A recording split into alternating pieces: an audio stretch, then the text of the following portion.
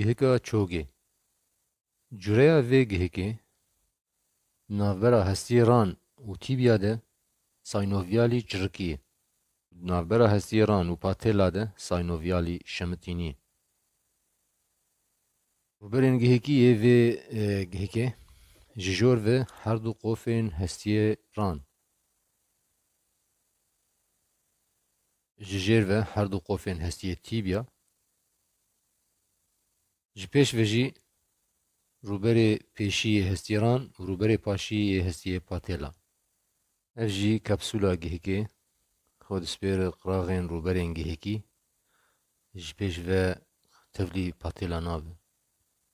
Bendên vê gihekê hin bend derveyî kapsûlê ne, hin bendên din di hundireyê kapsûla gihekê de ne. Yekemîn bend benda patêlayî. Ev xwe dispêre hestiyê patêla ji jorê ve û ji jêr ve xwe dispêre qofka hestiyê tîbiya. Ev bend xwe vezilînek ji jêya masûlkeya çarseriya ranî ye.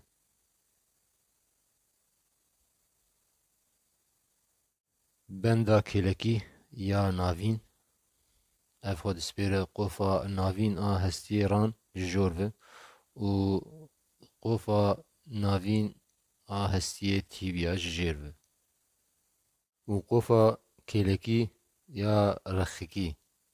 Ev xwe dispêre ji jorê ve xwe dispêre qofa rexekî a hestiyê ran û ji jêr ve xwe dispêre serkê hestiyê fîbola.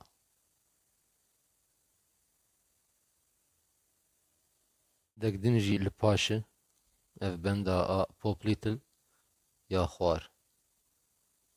Bendên hundirê kapsûla gihekî de yekemîn bend ev benda me çarmîxî ya pêşîn ribat mutesalib el-emamî ya jî anterior cruciate ligament.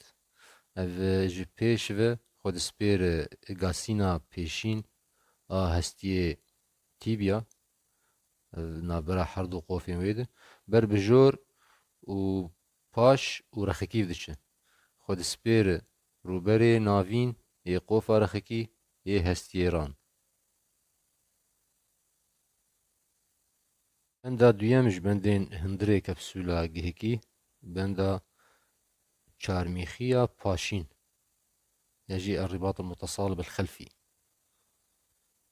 Vaya ji gasîna paşîn a hestiyê tîbiya dest pê ber bi jor û navîn vê diçe. Xwe dispêre rûberê rexekî yê qofa navîn yê hestiyê ran.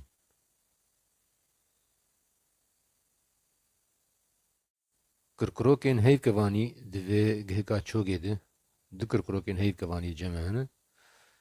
Ya rexekî û ya navîn.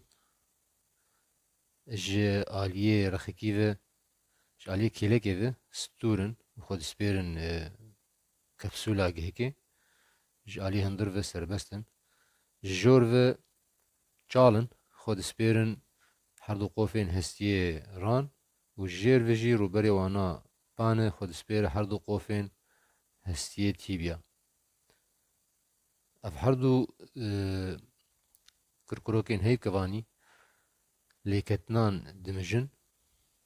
Ango bandora wana kêm dike û rûberên gihekî jî kûrtir dike. Da got bêtir asê be gihek.